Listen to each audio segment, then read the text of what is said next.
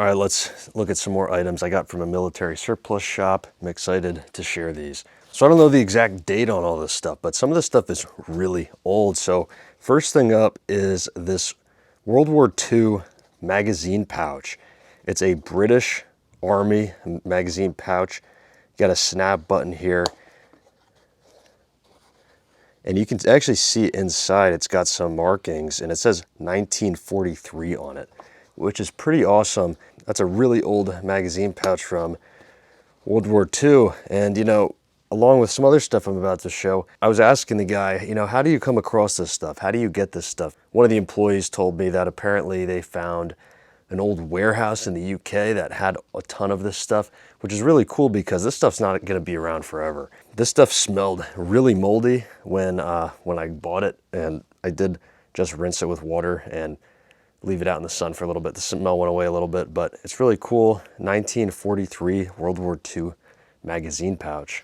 To go along with that, we have some Haversacks here. And again, I don't know the exact date on these, but I'm assuming they're around the same. He was listing them as World War I/World War II, so there's a chance that they're from either war. Again, they are British military, and I don't see any markings on here. There is some writing there. I can't really make that out though. Got a tan one and a green one here. You can secure those into those buckles there, those tri-glides.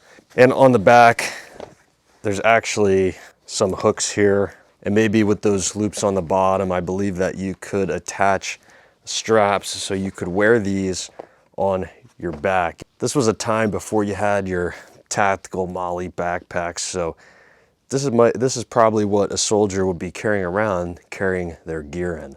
It's really cool to see these. These were only like $5 a piece. So I bought 2 of them just because, hey, you know, he had a whole bin of them. Like I said, these things aren't going to be around forever. It's cool to have a little collection of them. And again, with this too, this only costs about $5. And when I saw it was from 1943, that's why I bought that. It's kind of cool. I mean, you can always store whatever you want. You can store some other stuff in there, but it's just cool to have as a collection piece. With that, also this German bag. So it looks like it's just a shoulder bag, the Velcro flip. Not a giant bag, but it's something to keep some tools in. I believe this was actually called a German engineering bag from what he was showing it. I don't know the exact date on here. It looks a little bit newer than the World War II items. There's some side pouches as well on here. Just a nice little tool bag that you could keep in your car or bring some things with you to repair certain things. This was only like $5 as well, so I thought for the bag it was pretty decent. On the bottom, there was actually a hard plastic piece to keep the bottom rigid, and on the one I got, it was cracked, so I did tape it to kind of fix it, but I took it out just so it's a soft bag. But that's a cool thing you could keep in a car, keep some tools in. Cool little bag for the price. This one I've had for a while now, and it's a US Military Canteen. Comes with a standard strap to carry, the Alice clips on the back, 2-quart canteen, it's collapsible. On the carrier, you get a little pouch where you can put your water purification tablets or a lighter or, you know, whatever you want in there. And inside, you get your canteen made of rubber. You can dunk that in water to fill it up, put your purification tablets in there, give it a shake. Inside, you've actually got some fur, and there are instructions written on here of how to use it. So for example, when it's really hot, you can soak this in water and the evaporation will keep the water cool. Just a standard canteen. Make sure you get it new and unused, so you make sure nobody was peeing in it. And then here we got a big bag of duct tape. This is actually marked as combat medic reinforcement tape. It's a bag of 50 individual rolls. I thought this was pretty cool. He had this here, thought I would pick it up.